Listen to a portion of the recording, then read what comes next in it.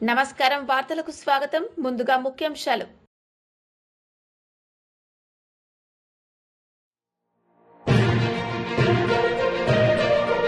BRS party leaders media సమావేశం, పలు అంశాలపై వివరణ.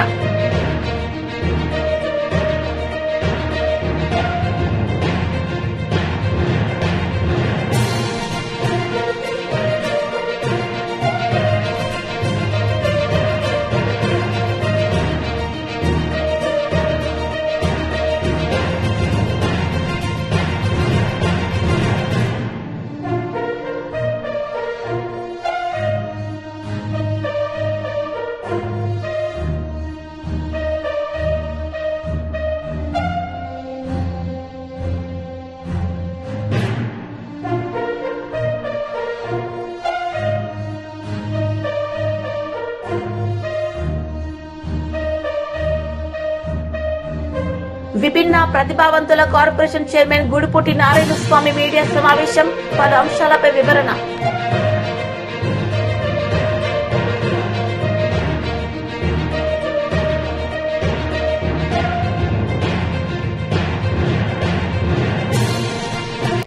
విభిన్న ప్రతిభావంతుల కార్పొరేషన్ చైర్మన్ గుడిపూటి నారాయణ స్వామి మీడియా సమావేశం నిర్వహించారు. వైసీపీ రాజకీయ ప్రయోజనాల కోసం దివ్యాంగుల పెన్షన్ పై తప్పుడు ప్రచారం చేస్తోందని ఆయన అన్నారు. అందరికీ నమస్కారం. నా పేరు గడిపూటి నారాయణ స్వామి. రాష్ట్ర విభిన్న ప్రతిభావంతుల మరియు వయోవృద్ధుల కార్పొరేషన్ చైర్మన్. రాష్ట్రంలో ఉన్నటువంటి విభిన్న ప్రతిభావంతుల సోదరీమణులందరికీ నాకు ప్రత్యేక ధన్యవాదాలు తెలియజేస్తున్నా. గత వారం 10 రోజుల నుంచి ఈ వైసీపీ ప్రభుత్వం, వైసీపీ నేతలు, వైసీపీ మీడియా చేస్తున్నటువంటి అసత్య ఆరోపణల వలన రాష్ట్రంలో ఉన్నటువంటి దివ్యాంగులందరూ ఆందోళన చెందుతున్నారు. ఈ అసత్య ఆరోపణలను రాష్ట్ర వ్యాప్తంగా ఉన్నటువంటి దివ్యాంగులంతా గమనించాలని కోరుకుంటున్నాను. ఇవాళ ఈ రాష్ట్రంలో గత 5 సంవత్సరాలు పరిపాలన చేసినటువంటి జగన్మోహన్ రెడ్డి గారు ఏనాడైనా దివ్యాంగుల పట్ల ప్రేమ చూపించాడా అని తెలియజేస్తున్నాం. గతంలో 5 సంవత్సరాల ముఖ్యమంత్రిగా ఉన్నప్పుడు ఏనాడైనా రిజర్వేషన్లైనా ఉపాధి అవకాశాలైనా చూపించాడా అని తెలియజేస్తున్నాం. రాష్ట్రంలో ఉన్నటువంటి దివ్యాంగ సోదరులంతా గత ప్రభుత్వం చేసిన అభివృద్ధిని అయితేనేమి గమనిస్తున్నారని జగన్మోహన్ రెడ్డి ప్రభుత్వానికి హెచ్చరిస్తున్నా. ఇవాళ రాష్ట్రం లోటు బడ్జెట్ ఉన్నా ముఖ్యమంత్రి చంద్రబాబు నాయుడు గారు, కూటమి ప్రభుత్వం ఎలక్షన్ల ముందు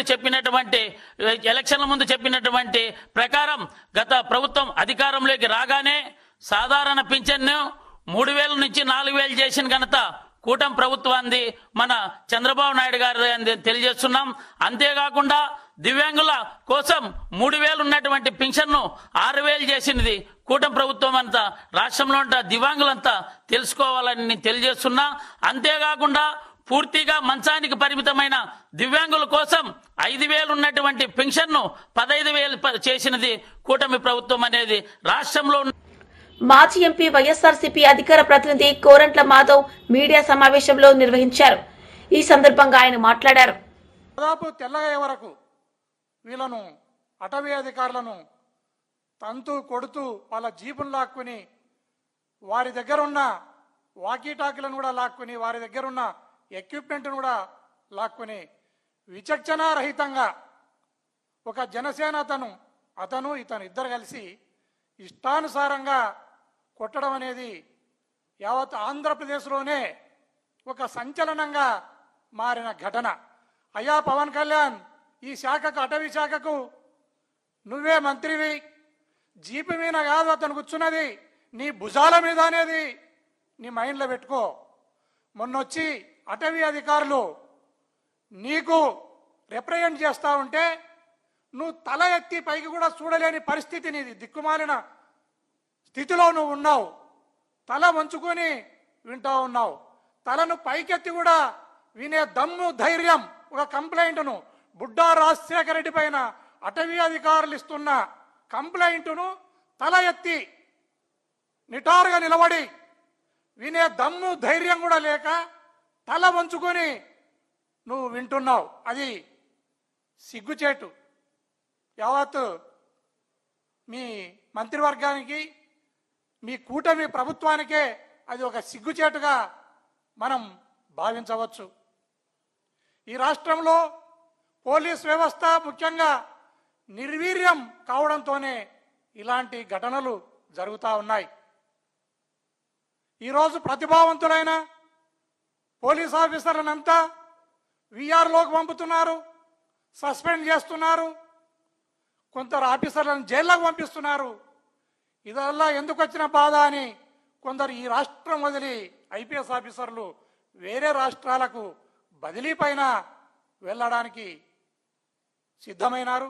అదే కాకుండా కొంతమంది అధికారులు రాజీనామా, ఈ ప్రభుత్వం పెట్టే హింసను ఈ ప్రభుత్వం రాసి రంపాన పెడతా ఉంటే తట్టుకోలేక రాజీనామా చేసి పోతా ఉన్నారు. ఈ బాధలన్నీ భరించలేక ఎప్పుడు కూడా ఆంధ్రప్రదేశ్ చరిత్రలోనే లేని విధంగా ఈ ప్రభుత్వాన్ని ధిక్కరించే స్థాయికి పోలీస్ వ్యవస్థ వచ్చింది అంటే ఇంతకంటే నీచం ఇంకే ఏమైనా ఉందా అని ఈ సందర్భంగా నేను ఈ రాష్ట్ర ప్రభుత్వాన్ని ప్రశ్నిస్తున్నాను. ఈ రోజుకు 4 సరెండర్లు రావాలి పోలీసులకు, 4-5 అడిషనల్ సరెండర్లు రావాలి, టీఏ రావాలి, డిఏ రావాలి. ఇవన్నీ ఏమి కూడా ఇవ్వకుండా అసాంఘిక శక్తుల పట్ల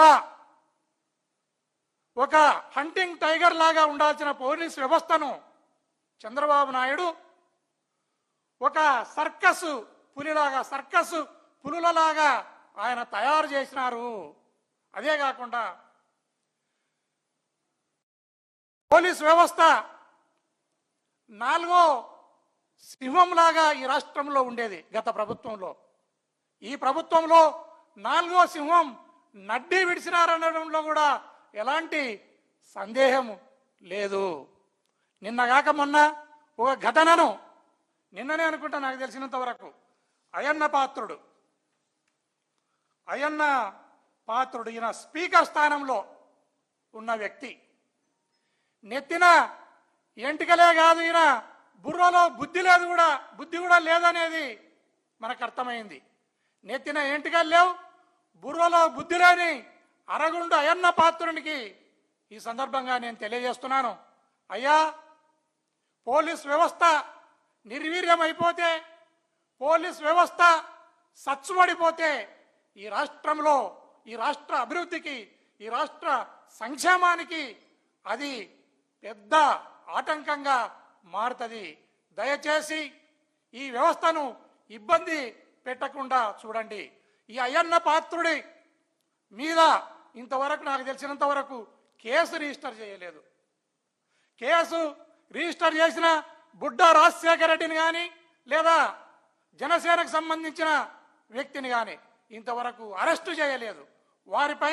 వారిద్దరిపైన తూతూ మంత్రంగా ఒక చిన్న కేసును కట్టి ఆ ఎఫ్ఐఆర్ను మూలగొడేస్తే ఆ ఎఫ్ఐఆర్ పోలీసులను చూసి ఏడుస్తా ఉంది. అయ్యా, ఎందుకు నన్ను కట్టి మూలగొడేసినారు, ఇంకా మీరు అరెస్టు చేయలేకపోతున్నారని ఎఫ్ఐఆర్ కూడా ఏడుస్తా ఉందయ్యా పోలీస్ వ్యవస్థ.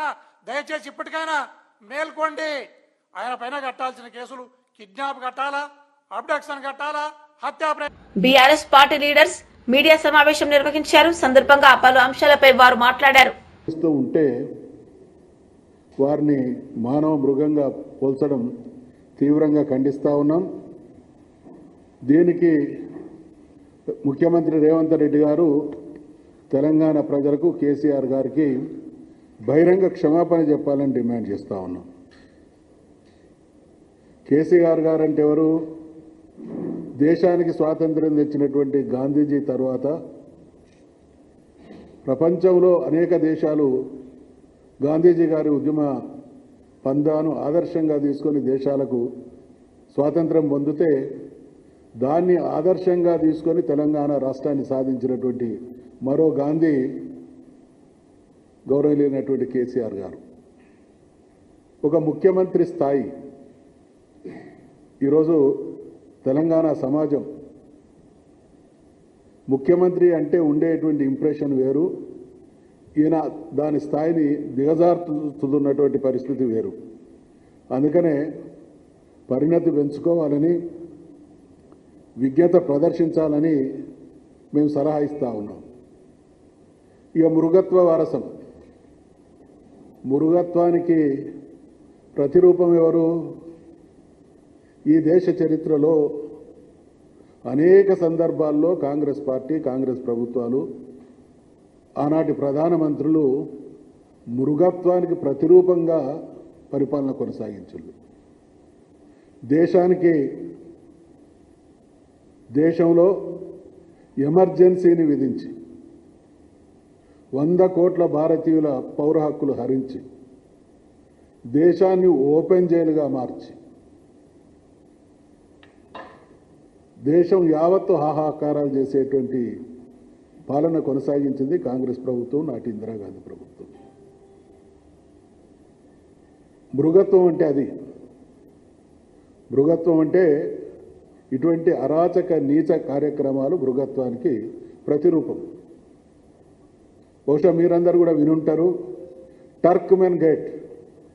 ఆ రోజు ఢిల్లీలో నిరుపేదలు నివసించేటువంటి వేలాది కుటుంబాలకు ఆవాసమైనటువంటి టర్క్మెన్ గేట్ మీద బుల్డోజర్లను నడిపించి మనుషుల్ని చంపి రాక్షసత్వాన్ని ప్రదర్శించింది కాంగ్రెస్. 1952-53 ప్రాంతాన 56 ప్రాంతాన తెలంగాణ కలపాలన్నప్పుడు కలుపుతున్నటువంటి సందర్భంలో, ఆ తర్వాత 69లో తెలంగాణ ఉద్యమం ఒక అద్భుతమైనటువంటి ప్రజా పోరాటం. దేశాన్ని పాలించే, రాష్ట్రాలను పాలించేటువంటి పాలకులకు విజ్ఞత ఉండాల్సినటువంటి, వాళ్ళ కళ్ళు తెరిపించడం కోసం జరిగినటువంటి పోరాటాన్ని అర్థం చేసుకొని రాష్ట్రాన్ని ఏర్పాటు చేయాల్సినటువంటి కాంగ్రెస్ ప్రభుత్వాలు, పార్టీ దానికి భిన్నంగా వందలాది మందిని కాల్చి చంపేసినటువంటి ఉదంతం కాంగ్రెస్ ప్రభుత్వాల, పార్టీ రాక్షసత్వానికి లేదా మృగత్వానికి ప్రతిరూపం. అంతేందుకు 2010లో కేసీఆర్ గారి ఆమరణ నిరాహార దీక్ష తర్వాత తెలంగాణ ఇస్తామని చెప్పి వాళ్ళ మృగత్వ నిర్ణయాల వల్ల, వాళ్ళ యూటర్నుల వల్ల వందలాది మంది చనిపోవడానికి కారణం కాంగ్రెస్ పార్టీ. మరి ఇటువంటి పార్టీ వారసుడైనటువంటి ఆ అవశేషాలు, ఆ అవలక్షణాలన్నీ పురికిపుచ్చుకున్నటువంటి రేవంత్ రెడ్డి కేసీఆర్ గారు ఉంటున్నటువంటి ఫామ్ హౌస్ గురించి ఈ రకంగా మాట్లాడడం క్షంతవ్యం కాదు అనేటువంటి విషయాన్ని మేము గుర్తు చేస్తూ ఉన్నాం. కళ్ళు నెత్తికెక్కి ఒళ్ళు మరిచి మాట్లాడేటువంటి ఈ మాటలు ప్రజలు హర్షించరు. తెలంగాణ సమాజం యావత్తు మీ విష సంస్కృతిని చాలా నిశితంగా గమనిస్తున్నారు అనేటువంటి విషయాన్ని గుర్తు చేస్తూ ఉన్నాం. ఎక్కడికి పోయినా, సందర్భం ఏదైనా కేసీఆర్ గారి జపం. బీజేపీ పార్టీ లీడర్స్ మీడియా సమావేశం నిర్వహించారు. సందర్భంగా పలు అంశాలపై వారు మాట్లాడారు. కనీసం వసతులు లేక ఆ గురుకులాలు అద్దె భవనాల్లో ఉండి, ఆ అద్దె భవనాలలో మరి ఆ బిల్డింగ్ ఓనర్స్ ఎవరైతే ఉన్నారో వారికి సకాలంలో ఈ అద్దె చెల్లింపులు కనుక చేయకుంటే తాళం వేసిన సందర్భాలు కూడా ఉన్నాయి. ఆ గురుకులాలలో విద్యార్థులు ఇవాళ వేరే స్కూల్కు ప్రైవేట్ స్కూల్స్కు వెళ్తున్నారు కనుక వారిని కూడా మీరు పక్కన పెట్టి ఈ విద్యాశాఖను కూడా భ్రష్టు పట్టిస్తున్న సందర్భాలు కూడా అనేకమైన ఉన్నాయని చెప్పి కూడా ఈరోజు భారతీయ జనతా పార్టీ తీవ్రంగా విమర్శిస్తుంది. అలాగే హోమ్ మినిస్టర్ కానీ, లేకుంటే మున్సిపల్ అడ్మినిస్ట్రేషన్ మినిస్టర్లు కానీ, అంటే మున్సిపల్ అడ్మినిస్ట్రేషన్ ఎంత ఇంపార్టెంట్ పోర్ట్ఫోలియో అంటే దానికి ఒక ఫుల్ టైం మినిస్టర్ ఉన్నా కూడా ఈ సమస్యలు నెరవేరాయి. అంటే సమస్యలు పరిష్కారం కావు. మీరు ప్రజల వద్దన పాలన, ప్రజాహిత అని అనేకమైన సందర్భాల్లో ప్రజల దగ్గర నుంచి పిటిషన్స్ తీసుకున్నప్పుడు ఆ పిటిషన్స్ కేవలం నామమాత్రమంగా ఉండి ఆ పిటిషన్స్ అన్నీ తీసుకుపోయి ఒక మున్సిపల్ అడ్మినిస్ట్రేషన్ శాఖ కనుక మంత్రి కనుక ఉంటే సకాలంలో కనీసం కొన్నైనా పరిష్కరించుకోవాల్సిన ఒక ఆవశ్యకతను ఈరోజు ఆ హక్కును మీరు పక్కన పెడుతున్నారు. మొన్న శ్రీకృష్ణ జన్మాష్టమి ఎప్పుడో ఒక ఊరేగింపులో 6 మంది ఎలక్ట్రిఫికేషన్ వల్ల చనిపోయినారు. నిన్న కూకట్పల్లిలో ఇటువంటి సందర్భాల్లో ఉన్నాయి. అంటే మీరు ఏ ఒక్క శాఖ చూసినా కూడా ఆ శాఖలో వైఫల్యాలు తప్పితే ఎటువంటి అభివృద్ధి కార్యక్రమాలు జరగలేదని చెప్పి కూడా ప్రజలు ఈరోజు అనేకమైన సందర్భంలో మీకు పెటిషన్స్ ఇచ్చి మీ ఏంటంటే మంత్రుల దగ్గరకు వచ్చినా మీ ఎమ్మెల్యేలు ఎంపీల దగ్గరకు వచ్చినా కూడా కనీసం ఒక్కటి కూడా పరిష్కారం కాలేదు. ఇవాళ ఏంటంటే యూనివర్సిటీల గురించి మాట్లాడతారు మీరు, ఆక్స్ఫర్డ్ అని చెప్పి, తర్వాత మన ఏంటంటే ప్రపంచంలో పెద్ద యూనివర్సిటీలు, ఆ యూనివర్సిటీకి పోటీలుగా ఉన్నారంటే కనీసం అక్కడ ఎవరైతే ఉద్యోగాలు మీరైతే పోస్టులు ఇస్తాను అన్నారో ఇవాళ 2600 పోస్టులు వాళ్ళ ఖాళీ ఉన్నాయంటే దీన్ని బట్టి అర్థమవుతుంది 70% ఫ్యాకల్టీ లేకుండా వారికి సకాలంలో ఉన్నవారికి కూడా సకాలంలో జీతాలు రాక చాలా ఇబ్బందికరమైన వాతావరణాన్ని మీరు సృష్టించున్నారని చెప్పి కూడా మరి ఈ సందర్భంగా తెలియాల్సిన అవసరం ఉంది. మీరు ఏంటంటే బడ్జెట్లో మొన్న బడ్జెట్లో చాలా క్లియర్గా చెప్పినారు, 15% బడ్జెట్ విద్యా శాఖకి ఇస్తామని చెప్పినారు. అంటే 23,108 కోట్లు మీరు ఇవ్వాల్సిన అవసరం ఉండే, కానీ ఇవాళ మీరు కనీసం దాంట్లో 3,000 కోట్లు కూడా మీరు ఇవ్వలేదంటే మీరు ఏ విధంగా ఈ యొక్క రాష్ట్రాన్ని, ఈ రాష్ట్ర ప్రజలను, విద్యార్థులను అవమానపరుస్తున్నారో అనే దాని మీద కూడా మరి ఒక్కసారి ఆలోచించుకోవాల్సిన అవసరం ఉంది. రాహుల్ గాంధీ గారు గత అసెంబ్లీ ఎన్నికల్లో ఇక్కడికి వచ్చినప్పుడు అశోక్ నగర్లో అక్కడ వారిని తీసుకుపోయి వారితో అనేకమైన సందర్భంలో అక్కడ విద్యార్థులు ఎవరైతే కాంపిటీషన్ ఎగ్జామ్స్కు అంటే ప్రిపేర్ అవుతున్నారో వారికి స్ఫూర్తి నింపి మీరు వారి ఓటును మొత్తం వాడుకున్నారు తప్పితే వారికి ఎటువంటి మరి ఇచ్చిన మాట నెరవేర్చి యువత కళ సాకారం చేసింది కూటమి ప్రభుత్వమని చైర్మన్ కోనకల నారాయణ అన్నారు. సందర్భంగా నిర్వహించిన మీడియా సమావేశంలో ఆయన మాట్లాడారు. 14 నెలలుగా నారా లోకేష్ బాబు సమర్థవంతంగా సంస్కరణలు అమలు చేస్తూ విద్యా విధానంలో వెలుగులు తీసుకొస్తా ఉన్నారు. చంద్రబాబు నాయుడు గారు ఆదేశాలతో నారా లోకేష్ గారు ప్రభుత్వ పాఠశాలల్లో విద్యా ప్రమాణాలను మెరుగుపరచాలంటే జనాభా ప్రాతిపదికన ఎంతమంది విద్యార్థులు ఉంటే ఎంతమంది టీచర్లు ఉండాలనే దాని గురించి బేరీజు వేస్తూ ఆ రకంగా ఫిలప్ చేయటం జరుగుతూ ఉంది. గత జగన్మోహన్ రెడ్డి పరిపాలనలో మెగా డిఎస్సి పోస్టులు నిర్వహిస్తారని చెప్పి ప్రజలకు హామీ ఇచ్చి ఒక్క పోస్టు కూడా ఫిలప్ చేయకుండా తన 5 సంవత్సరాల పరిపాలనలో డిఎస్సిని నిర్లక్ష్యం చేసి విద్యా ప్రమాణాలు పూర్తిగా పడిపోయేలాగా రాష్ట్రంలో ప్రభుత్వ పాఠశాలలో చదవాలంటే కూడా మరి విద్యార్థులకి సరైన టీచర్లు లేరు అనే ఒక భావన కలిగి విద్యా ప్రమాణాలు కూడా తగ్గిపోయినాయి. ఇవాళ చంద్రబాబు నాయుడు గారు 14 సంవత్సరాల ముఖ్యమంత్రి పరిపాలనలో ఆయన ఎప్పుడైనా చేయని 14 సంవత్సరాల పాటు ఆయన ముఖ్యమంత్రిగా కొనసాగారు. ఆయన 13 సార్లు మెగా డిఎస్సి నిర్వహించడం జరిగింది. ఆ 13 సార్లు మెగా డిఎస్సిలో 196,000 మంది టీచర్ ఉద్యోగాలను భర్తీ చేయడం జరిగింది. ఇవాళ ఏటా టీచర్స్ రిటైర్ అయిపోతూ ఉంటారు. విద్యార్థులకు పాఠాలు చెప్పాలి అంటే మళ్ళీ టీచర్స్ నియామకం చేసుకోవాలి. ఇవాళ రోజున ప్రభుత్వం దగ్గర చిత్తశుద్ధి లేక, విద్యా ప్రమాణాల మీద అవగాహన లేక జగన్మోహన్ రెడ్డి విద్యా వ్యవస్థ అంతా కూడా నాశనం చేశాడు. నారా లోకేష్ గారు తను ఏ పనైనా కూడా న్యాయం చేయాలనే సంకల్పంతో అతను విద్యా మంత్రిగా, ఐటీ శాఖ మంత్రిగా విద్యా వ్యవస్థని మెరుగుపరచాలి, టీచర్స్ లోటు ఉండడానికి వీల్లేదు. ఎందుకంటే విద్యార్థులకి సంఖ్యా ప్రకారంగా, ఆ రేషియో ప్రకారంగా టీచర్స్ కూడా ఉండాలి. విద్యార్థులు ఎక్కువై టీచర్స్ తక్కువైతే విద్యను ఎవరు చెప్పగలుగుతారు? మరి నారా లోకేష్ గారు చదువుకోవటం వల్ల, విదేశాల్లో విద్యను అభ్యసించడం వల్ల విద్యా ప్రమాణాల మీద అతనికి అవగాహన ఉంది. ఆయన వ్యవస్థను మెరుగుపరుచుకుంటూ వస్తున్నాడు. ఇది ఏటా కూడా నిర్వహించడం జరుగుద్ది. ఈ సంవత్సరం 16,347 మంది టీచర్స్ నియామకం జరిగింది. ఇట్లా ప్రతి సంవత్సరం కూడా నియామకాలు జరుగుతూ ఉంటాయి. ఇంకా 80,000 మందిని భర్తీ చేసుకోవాల్సిన అవసరం ఉంది. ఏటా ఈ డిఎస్సి నిర్వహణ చేస్తూ మరి టీచర్స్ని ఇవాళ రోజున విద్యా ప్రమాణాలని మెరుగుపరచడం అంటే టీచర్స్కి ట్రైనింగ్ సెంటర్స్ కూడా ఇచ్చి, వాళ్ళ కోచింగ్ ఇచ్చి, వాళ్ళు ఎలా విద్యార్థులకు బోధించాలి, దాన్ని ఎలా ఒక విద్యార్థుల్ని ప్రతిభావంతులుగా తయారు చేయాలనే దాని మీద సెపరేట్గా కోర్సులు నిర్వహించి ఉపాధ్యాయులకి తర్ఫీదు ఇచ్చి ఒక మెరుగైన విద్యా వ్యవస్థను రూపొందిస్తూ ఉన్నారు. ఇవాళ రోజున అంతకుముందు సమగ్ర శిక్షా సొసైటీ ఆధ్వర్యంలో కస్తూర్బా గాంధీ బాలిక విద్యాలయాల్లో ఖాళీగా ఉన్న వైసీపీ లీడర్ మీడియా సమావేశం నిర్వహించారు. సందర్భంగా పలు అంశాలపై ఆయన మాట్లాడారు. చేసి ఏప్రిల్ 30 అక్టోబర్ 3, 2016 కంతా ఈ ప్రాజెక్ట్ కంప్లీట్ చేయాలనేటటువంటి కార్యక్రమం ఆ టెండర్ని ఫ్లోట్ చేస్తే ఆ పనులు పూర్తి కాకపోగా ఏప్రిల్ 30, 2019 వరకు 5 సార్లు దీనికి టైం ఎక్స్టెన్షన్ ఇచ్చి కూడా కంప్లీట్ చేయలేనటువంటి పరిస్థితి వీరందరూ మర్చిపోయారా అనేటటువంటి విషయం కూడా నేను గుర్తు చేస్తా ఉన్నాను.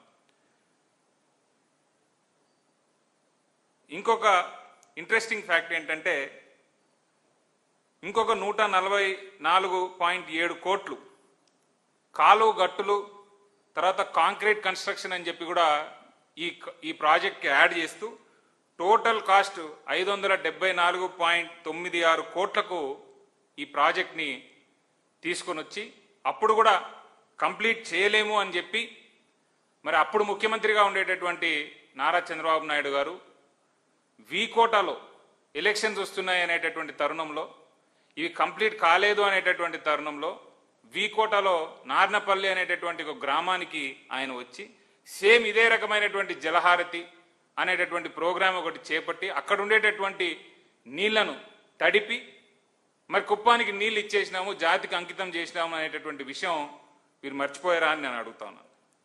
2019లో జగన్మోహన్ రెడ్డి గారు ముఖ్యమంత్రి అయిన తర్వాత 85 కోట్ల వర్కులు ఇంకా పెండింగ్ ఉంటూ దాంట్లో క్రీమ్ ఏదైతే ఉందో అంటే కాలువ గట్లు చేసేటటువంటి పనులు, లైనింగ్ పనులు, ఇట్లాంటి పనులన్నీ కూడా అప్పుడుండేటటువంటి కాంట్రాక్టర్ ఎవరైతే సీఎం రమేష్ గారు ఉన్నారో ఏదైతే డబ్బులు బాగా వస్తాయో అనేటటువంటి పనులు ఉన్నాయో అవన్నీ కంప్లీట్ చేసేసి 103 స్ట్రక్చర్లు ఏవైతే క్రిటికల్ కాంపోనెంట్స్ ఉన్నాయో వాటన్నిటిని కూడా వదిలేసి లీగల్ ఇష్యూస్ ఏవైతే ఉన్నాయో వాటన్నిటిని కూడా క్లియర్ చేయకుండా వాటన్నిటిని వదిలేసి రైల్వే అండర్ క్రాసింగ్ కింద ఒక పెద్ద టన్నల్ ఏదైతే కట్టాలో చాలా కష్టమైన పని అండ్ రైల్వే వాళ్ళతో మరి క్లియరెన్స్లు తీసుకోవడం ఎంత ఇబ్బందికరమైనటువంటి విషయం అనేది కూడా మనందరికీ తెలిసిందే. అలాంటి పనులన్నీ కూడా వదిలేసి కేవలం ప్రజల్ని మభ్యపెట్టాలనేటటువంటి ఒకే ఒక ఆలోచనతో వీకోట వరకు వచ్చిన నీళ్లను ఆయన కుప్పానికి అంకితం చేస్తే మరి మాజీ ముఖ్యమంత్రి మా నాయకుడు జగన్మోహన్ రెడ్డి గారు 2019లో ఆయన ముఖ్యమంత్రి అయిన తర్వాత ఈ ప్రాజెక్టు ఎక్కడి వరకు వచ్చింది అని ఆయన అంతా తీసి 2019లో 85 కోట్ల వర్కులు ఇంకా పెండింగ్ ఉన్నాయని తెలుసుకొని 2019 నుంచి 2021 వరకు కరోనా ఉన్న సమయం విడిచిన తర్వాత 2022లో ఎప్పుడైతే కుప్పం పర్యటనకు జగన్మోహన్ రెడ్డి గారు వచ్చారో ఆ కుప్పం పర్యటనలో నేను కుప్పానికి నీళ్ళు ఇచ్చిన తర్వాతనే ఓటు అడుగుతాను అని చెప్పి వార్తలు ముగించే ముందు ముఖ్యాంశాలు మరోసారి.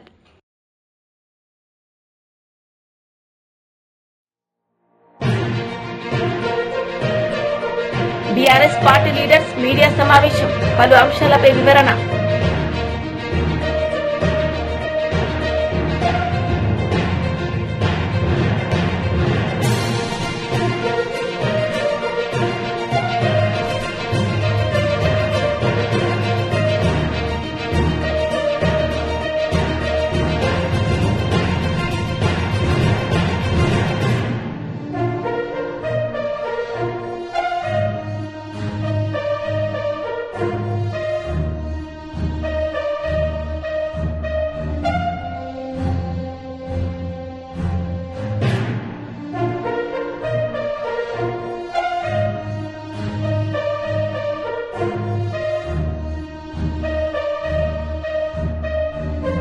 విభిన్న ప్రతిభావంతుల కార్పొరేషన్ చైర్మన్ గుడిపూటి నారాయణ స్వామి మీడియా సమావేశం, పలు అంశాలపై వివరణ.